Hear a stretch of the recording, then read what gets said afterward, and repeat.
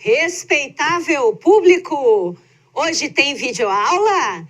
Tem sim, senhor. E o tema é circo. Sejam todos muito bem-vindos à nossa videoaula. Eu sou a Fernanda Cabral, trabalho na Secretaria de Educação, na equipe de práticas pedagógicas e sou professora de arte. E a nossa aula de hoje será sobre circo. O nosso objetivo de aprendizagem hoje é que, ao final dessa aula, vocês consigam reconhecer artistas, grupos e coletivos cênicos do circo paulista, investigando seus modos de criação e produção. Escutem essa música.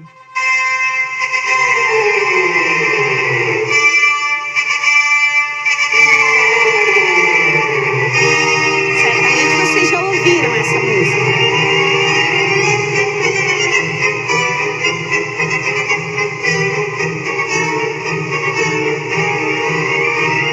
Essa música se chama Entrada dos Gladiadores.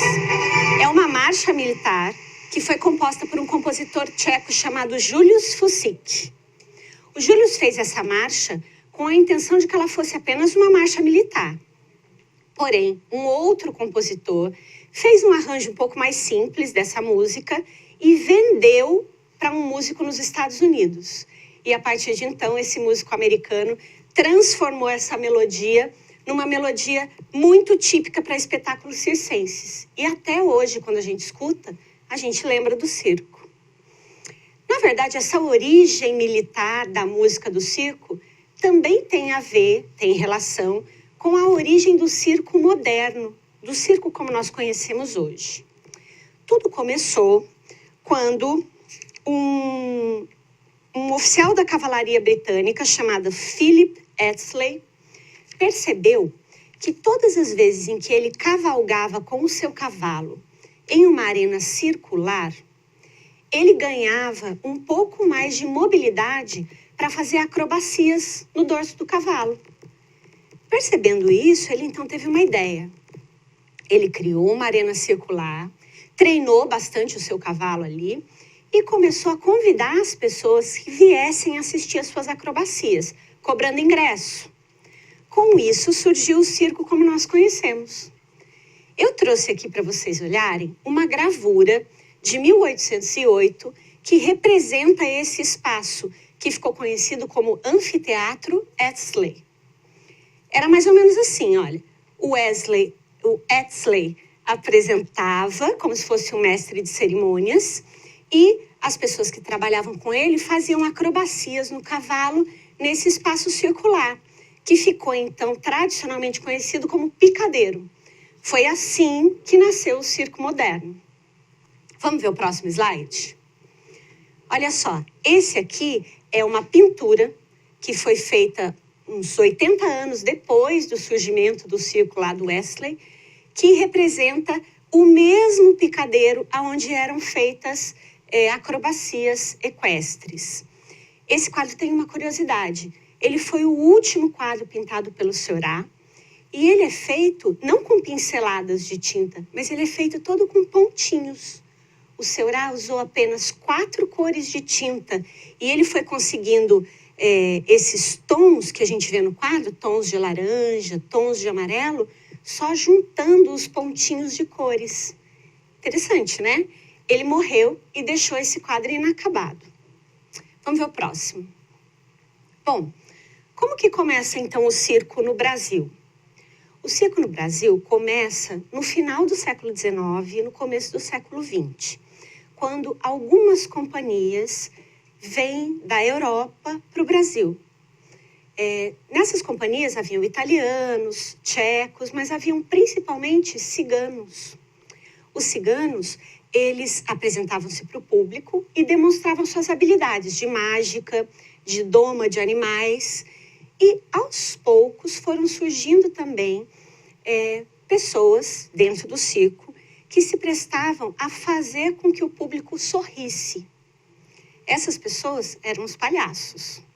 Os palhaços já existiam antes, mas aqui no Brasil eles ganharam uma característica muito diferenciada, que a gente vai ver. Bom, aqui a gente tem uma foto de um circo na cidade de Piracicaba. Essa foto é de 1914. Vocês observam que a maioria dos personagens, né, são palhaços, estão todos caracterizados como palhaços.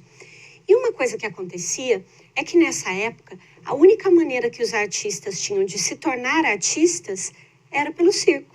Então, quando o circo passava na cidade, aqueles que tinham interesse arrumavam uma brechinha, um jeitinho de trabalhar no circo e fugiam com o circo, como se diz.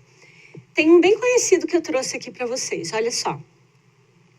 Mazzaropi, o nosso cineasta Mazzaropi, que é de São Paulo, mas a gente quase considera ele tabatiano, começou no Circo La Paz, como ajudante de faquir. Vocês sabem o que é o faquir?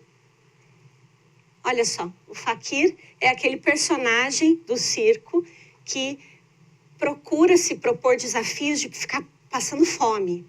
Ele tem que aguentar muitos dias sem comer e às vezes ele se deita ou se senta sobre essa cama de pregos. O Mazzaropi, ele foi ser ajudante de faquir porque ele queria ser artista, mas os pais dele consideravam que artista não era um trabalho sério. Até hoje isso acontece, não é? Então, o que ele fez? Ele arrumou um jeito de estudar arte. O pai dele, vendo que não tinha nenhuma maneira dele ser levado a sério, colocou ele para estudar artes visuais, artes plásticas na época. Ele fez um cursinho, mas não gostou muito. O que ele gostava mesmo era do circo. E quando ele tinha 14 anos, o Circo La Paz passou aqui em Taubaté. E ele seguiu com o circo. E foi, a partir disso, viver com o circo. Bom, falando em personagens importantes do circo, eu trouxe aqui para vocês aquele que é considerado o maior palhaço do Brasil. É o palhaço Piolim. O Piolim, ele nasceu no circo. O pai do Piolim teve uma história muito parecida até com a do Mazzaropi. O pai do Piolim fugiu com o circo aos 14 anos. E trabalhando com o circo é que ele conheceu a mãe do Piolim, que também fugiu com o circo. Os dois se casaram, a mãe do Piolim se tornou uma artista equestre, dessa que fazia acrobacias no cavalo, e os dois tiveram 3 filhos. Os 3 filhos, entre eles o Piolim, se tornaram trabalhadores do circo. Piolim começou com 7 anos, ele trabalhava como contorcionista. Ele fazia também números em cima da bicicleta com os irmãos. Porém, quando ele tinha 30 anos, o palhaço principal do circo onde ele trabalhava ficou doente, de uma hora para outra. E a companhia toda ia ter que parar o trabalho, porque o palhaço não podia trabalhar. E aí o Piolim falou, ué, se ele faz, eu também posso fazer. Eu vou substituir o palhaço. E todo mundo estranhou, todo mundo desacreditou, falou, Piolim, você é louco, não vai dar certo. Pois deu.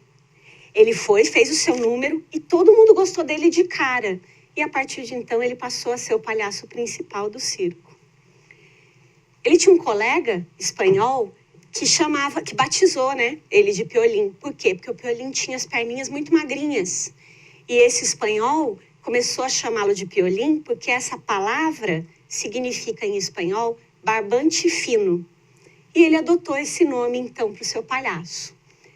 Ele foi tão influente no Circo do Brasil que a data do seu aniversário, o dia 27 de março, é considerado o Dia Nacional do Circo. O Piolim também foi adotado pelo pessoal pelos modernistas. E aí ele se tornou uma grande figura. Vamos ver o próximo. A gente tem aqui outros 3 palhaços importantes no Brasil. Carequinha e o Arrelia são palhaços que vieram do circo e aos poucos se transferiram para a TV. Tiveram programas de muito sucesso. E o Bozo, que é um palhaço originalmente americano e que virou uma franquia e se espalhou pelo mundo inteiro. Eu convido vocês, só volta um pouquinho, por favor. Eu convido vocês a pesquisarem um pouco da história desses 3 palhaços. A gente tem aqui um link, que é bacana para vocês procurarem. E eu queria deixar mais um nome, que não tem a foto aqui, mas que é muito importante. É o palhaço Benjamin de Oliveira. É o primeiro palhaço negro do Brasil. Tem uma história linda. Pesquisem que vocês vão gostar.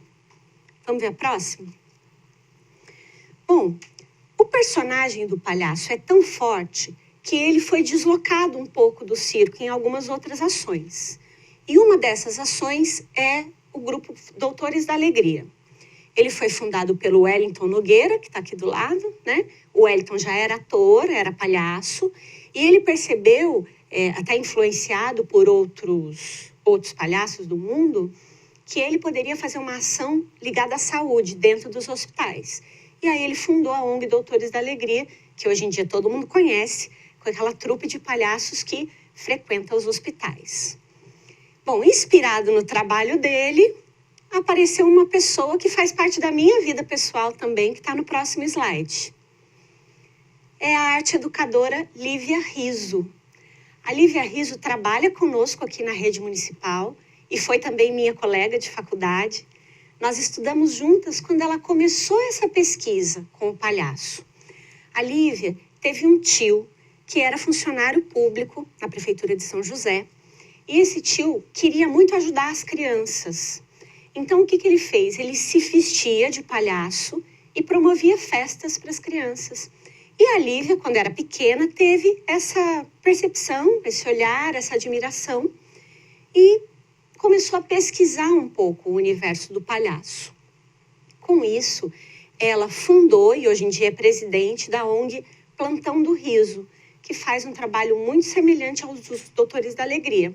Eles pesquisam a linguagem do palhaço e levam essa alegria para as pessoas que estão enfermas no hospital. Vamos ver uma foto deles?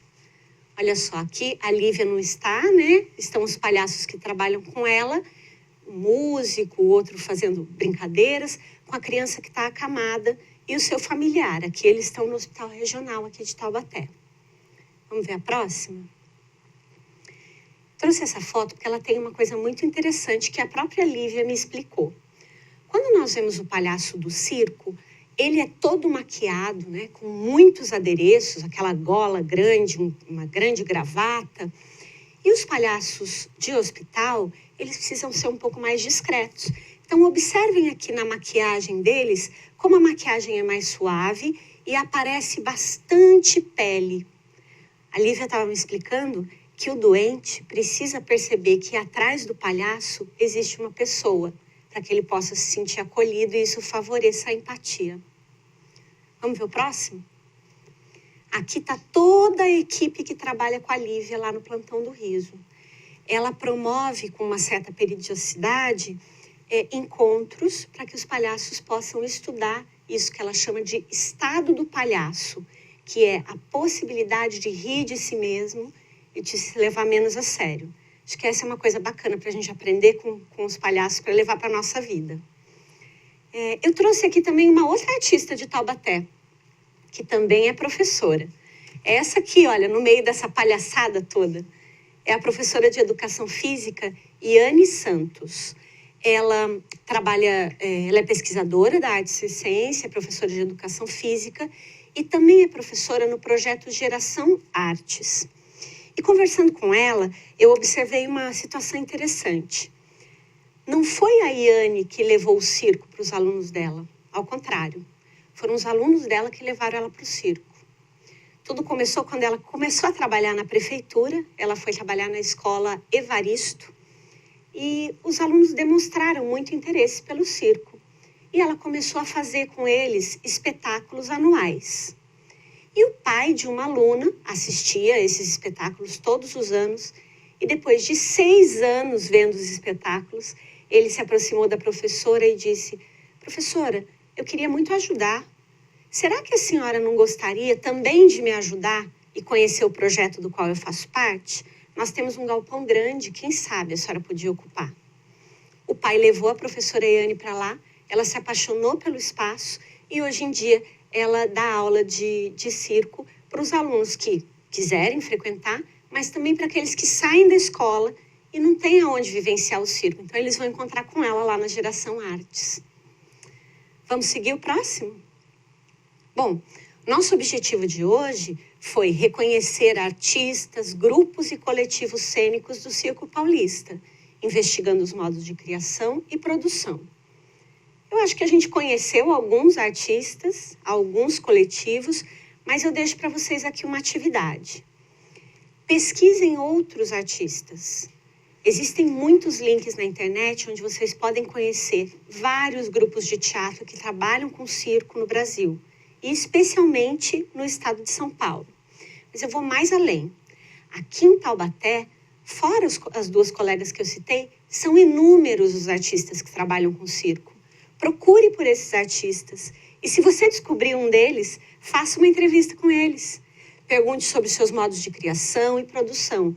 Registre isso em seu caderno e compartilhe os resultados com seus colegas e com os professores pelos canais de comunicação da escola.